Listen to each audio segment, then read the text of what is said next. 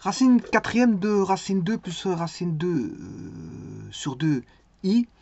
Alors, je rappelle qu'il faudra splitter en une base circulaire rotative unitaire, voilà, qui est ici, la base circulaire rotative qui va générer tous les nombres complexes, bien sûr, après avoir fait, bien sûr, suivi d'un décalage et suivi, voilà, d'une homothétie, de la constante. Alors là, on a des termes constants, hein.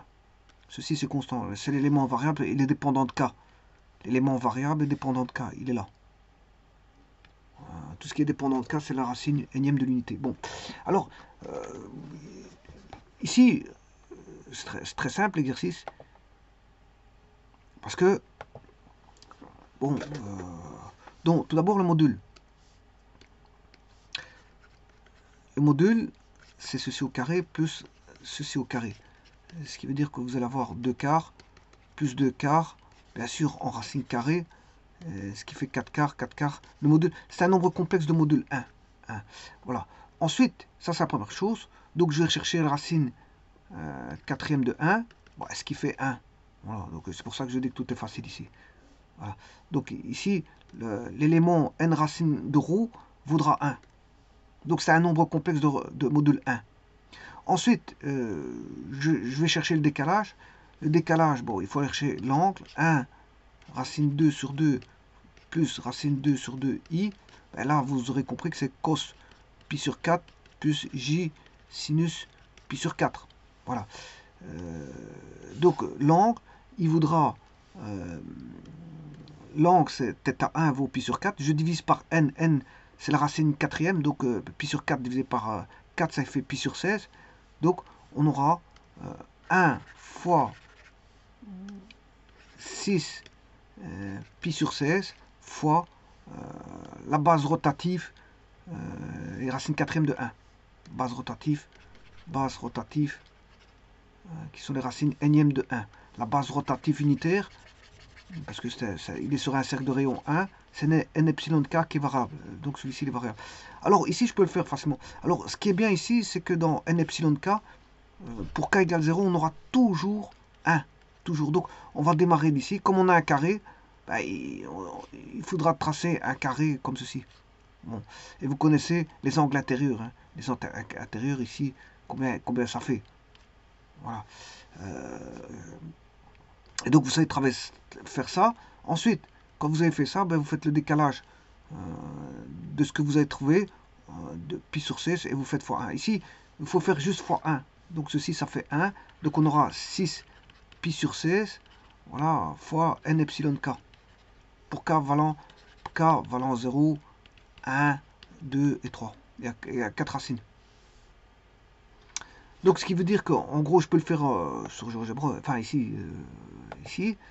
Donc on aura 1, c'est 1, bon, il est neutre pour la multiplication, donc il restera 6 pi sur 16 fois 6. Alors 2k pi sur n, si k vaut 0, c'est 6, 0. Voilà, c'est pour ça que je vous dis ici, on commencera toujours en 1.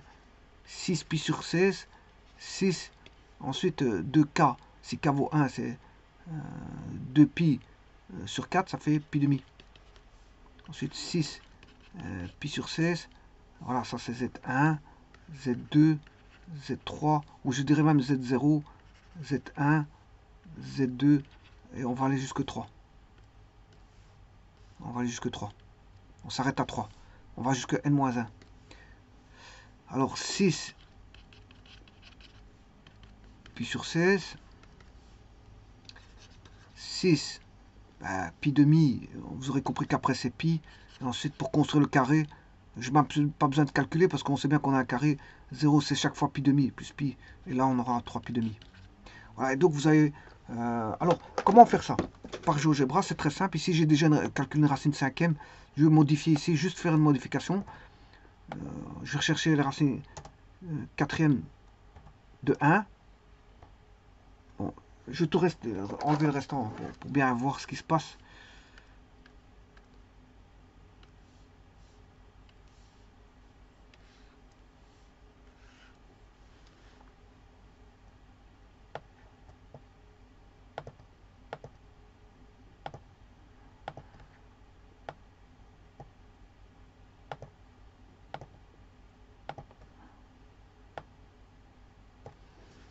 petit instant, je vais enlever ce qu'il faut.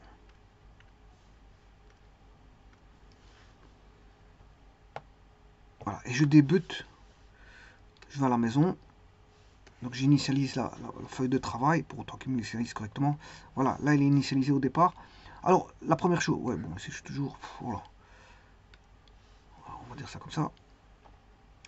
Alors, la première chose à faire, c'est de rentrer le nombre complexe. Bon, racine 2 sur 2 plus racine 2 sur 2i. C'est ce que je vais faire tout de suite.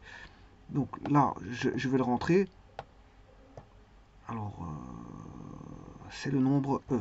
Je vais mettre le racine 2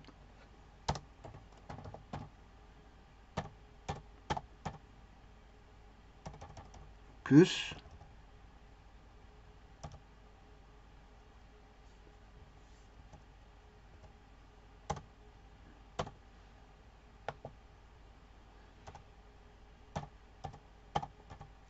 voilà.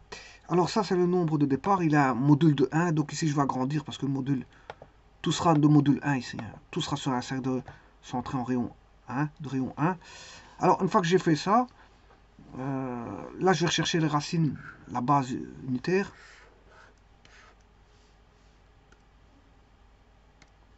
Je vais rechercher ceci, les 4 racines. Donc, je remonte au-dessus. Voilà, je fais x, voilà, ça c'est la fonction. X exposant 4. Moins 1, c'est qui fait x exposant 4 moins 1 égale 0, c'est x exposant 4 égale 1. On a bien les racines quatrième de 1, x exposant 4. Alors je les prends complexes pour les avoir toutes.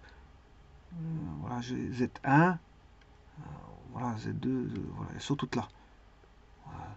Et là, bon, je peux retirer la fonction. Et là, vous voyez bien qu'on a un carré. Donc celui-ci, le z5, je vais l'effacer, parce qu'il n'y a que 4 racines. Alors, le module, il fait 1. Voilà. Et l'angle, j'avais dit qu'il faisait pi sur 16. 6 pi sur 16.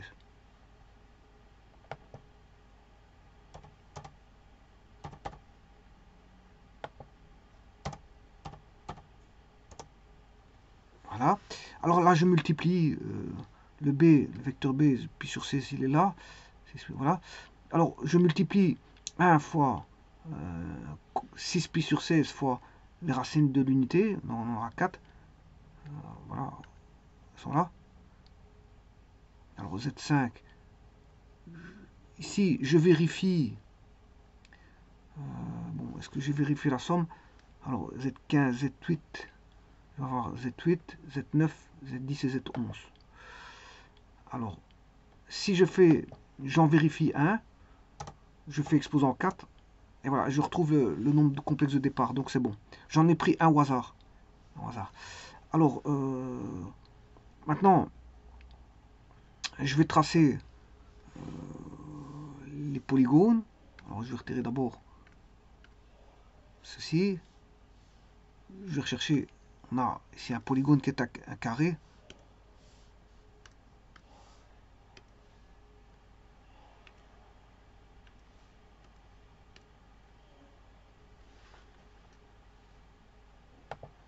Il est complètement raté. Bon, recommençons.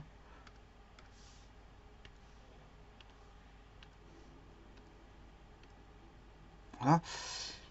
Alors on a les angles intérieurs de ce polygone.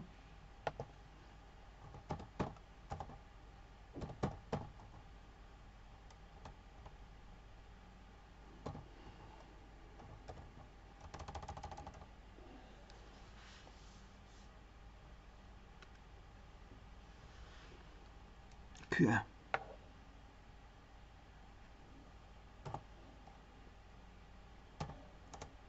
Voilà, ça fait 90. Bien sûr, il est sur un cercle de rayon 1. X carré plus Y carré plus Z carré plus F1 égale 1. Voilà. Je vérifie si la somme fait bien 0. Normalement, il n'y a pas de problème. Z1 plus Z2 plus Z3 plus Z4 égale 0. Z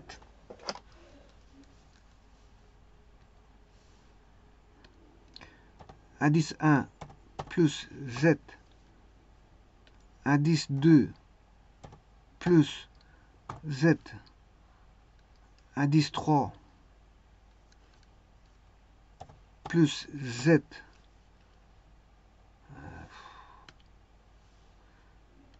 indice 4. Je suis vraiment embêté par le... Voilà, il faudra tout recommencer parce qu'il m'a mis un E2Z. Je vais recommencer tout.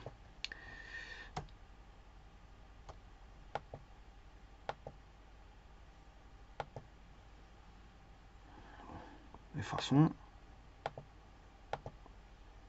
Z,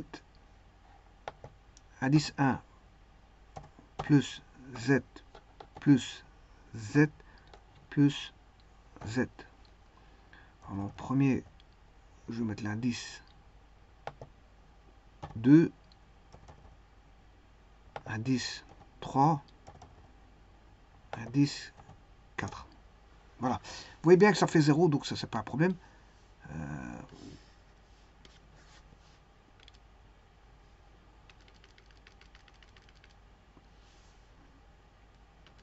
Je vais dupliquer la saisie et faire le produit. Le produit doit avoir l'art 1. Voilà, fois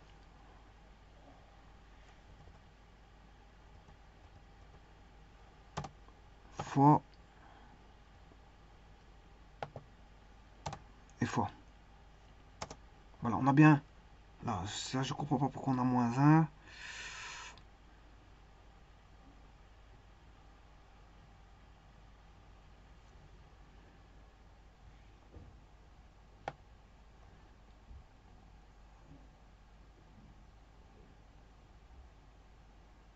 Voilà, 0.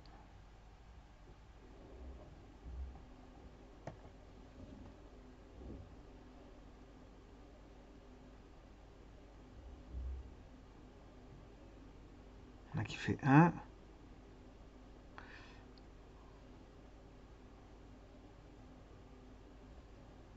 Moins 1 fois 1, ça fait moins 1.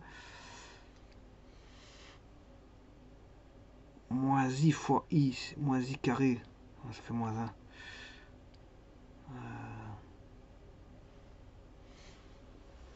C'est juste ici, ça fait bien moins 1. Je pense avoir 1. Enfin bref.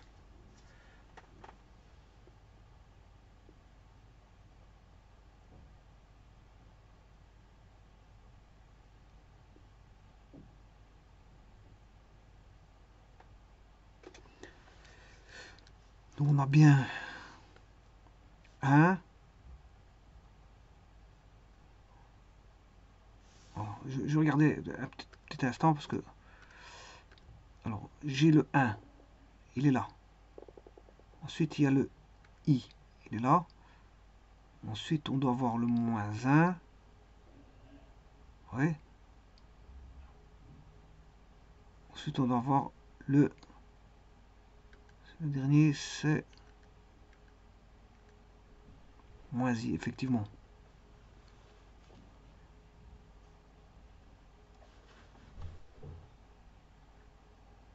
Bon, ça fait moins 1.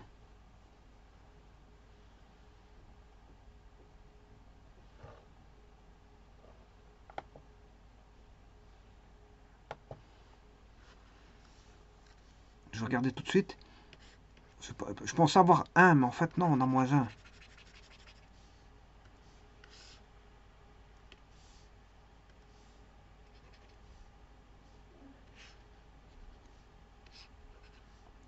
Donc là, on a I, moins I, 1, moins 1. Alors, 1 fois moins 1, ça fait moins 1. Moins I fois I, c'est moins I carré. Moins I carré, ça fait moins 1, ça fait plus 1. Effectivement, moins 1 fois plus 1, ça fait 1.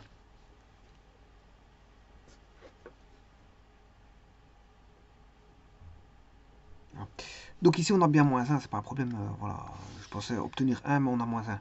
Alors, ne pas confondre avec les produits. Vous pour k égale 0 jusque n-1 de n epsilon 1 exposant k. Ça fait 1.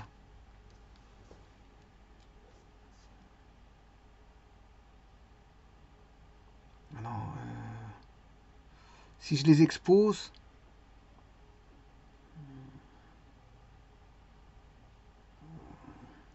voilà, il faut les exposer pour avoir 1. Il faut les exposer. Pour avoir 1, il faut les exposer. Bah, ici, bon, j'ai trouvé moins 1. C'est pas... Voilà. On va dire, j'ai trouvé moins 1. Alors, ceci étant dit, bon, je mets les autres. On a un cercle de rayons unitaires aussi pour les autres. Pour les réponses, hein. Les réponses, c'est ça. Ça. Ça. Et ça. Il est aussi sur un... On a aussi un polygone.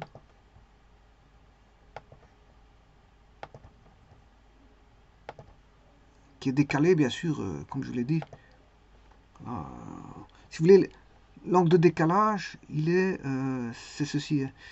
C'est le B. Attends, je sais pas si je l'ai mis. Le B, il est là. Je sais pas pourquoi on fait ça. Hop. Vecteur B. Voilà, ça c'est le... On retrouve le vecteur de décalage ici. Donc, on a bien le décalage. Donc, si vous voulez, le décalage, c'est par rapport à un vecteur que je mettrai de là à là. Et d'un vecteur de là à là. Je sais pas pourquoi il s'accroche à quelque chose que je ne demande pas. Bon, je n'ai pas demandé de m'accrocher ailleurs que vecteur. Ouais, c'était une ligne brisée, j'étais en ligne brisée, c'est normal. J'étais pas en... Voilà. J'étais en ligne brisée, j'étais pas en vecteur, j'étais en ligne brisée, c'est normal qu'il s'accroche ailleurs. Bon, ceci étant dit, voilà, ça c'est le décalage. Vous avez le décalage ici, avec un angle donné ici.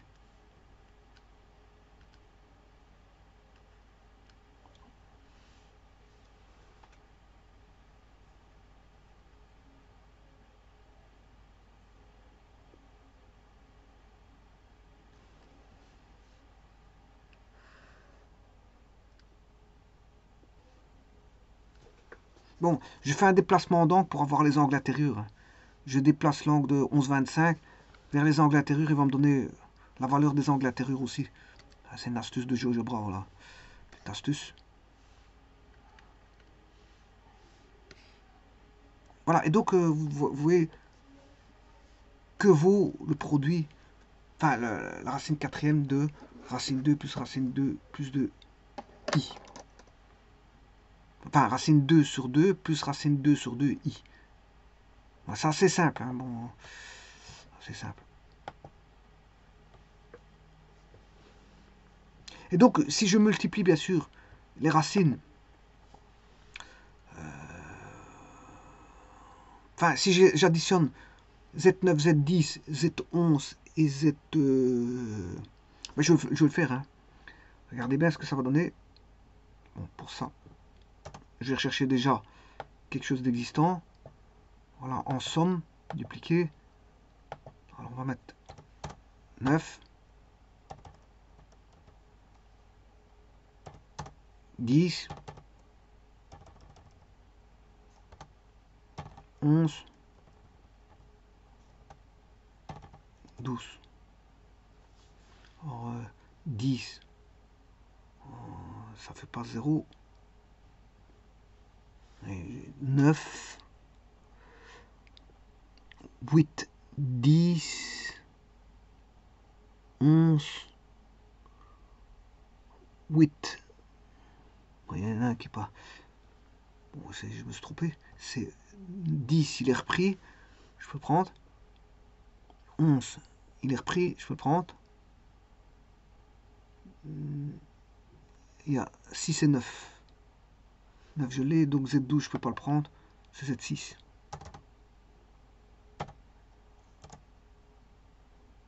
Non, c'est pas encore ça. 6. 6, 2. 6, 2, 11, 10.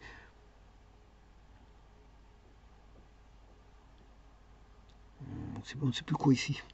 Bon, 11, 9, 8, 9, 10, 11. Si c'est bien 8, 9, 10, 11. 8, je vais refaire. 8,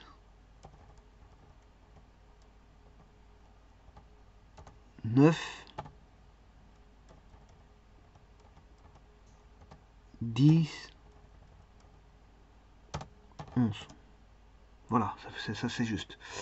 Voilà, ça c'est bon, c'est bon polygone. Je vais le dupliquer et je vais faire le produit.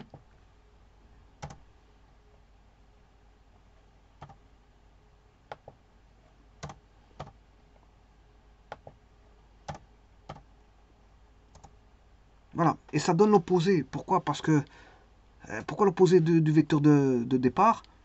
C'est normal. Alors, le vecteur de départ, bien sûr, il est là. Vecteur de départ, il est ici. Alors, pourquoi ça donne l'opposé? Parce qu'en fait, celui de, comment on appelle ça, en produit, il donnait moins 1. En produit, il donnait moins 1. Pour les racines quatrièmes de 1, le produit, il donnait moins 1. Donc, si le produit donne moins 1, pour les racines quatrièmes de 1, si vous multipliez par le tout, le décalage multiplié par 1, vous allez avoir le vecteur de départ opposé. Ce qui est tout à fait normal. C'est tout à fait normal. Maintenant, je peux prendre un au hasard et je fais exposant 4. Vous allez voir que je vais trouver la réponse, hein, le vecteur de départ. Donc, alors, ne pas confondre la formule que j'ai donnée ici. Ça, c'est pour. Ça vaudra 1 dans le cas où on a n epsilon de 1. Exposant k. Là, on a 1. On a toujours 1. C'est normal. Voilà. Donc, ici, je vais en prendre un au hasard. Je prends Z10. Z exposant 4. J'espère qu'il va le prendre. 10. Voilà, vous avez bien le vecteur de départ. J'en ai pris un au hasard, ça pour vérifier. Je vous remercie.